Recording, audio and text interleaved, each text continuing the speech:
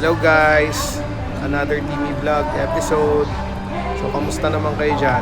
So, ngayon, pupunta tayo sa Kubli Cafe Bistro. Ayan. So, this is on a Sunday night. Makikita niyo yan. Napakaganda ng place. Cozy. Malamig. Kasi malapit siya sa Tagaytay. So, pagpasok nyo, dito makikita nyo may heart na Instagrammable na sofa. Pwede kayo mag-picture. Tapos, ayun yung main resto nila na aircon. And then, alfresco dining siya sa labas, guys. And then, ayun yung sa may gitna na kubo. Andyan yung banda. And then, palibot na yan. May mga tables and chairs.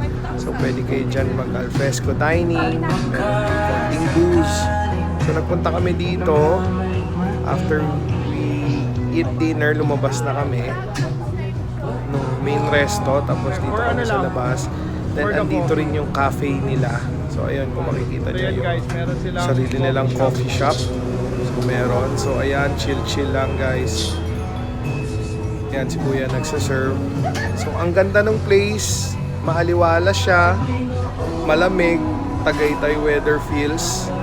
Tapos, kung makikita nyo, ang lawak din ng place. May mga kubo sa gilid, up and down yan. So, they can accommodate more customers, guys. And then, ito, titignan natin yung wishing well. So, ang cute lang ng place. Parang solemn na garden place siya. Pero, may banda-banda. Chill. So, I think open sila ng Monday to Saturday.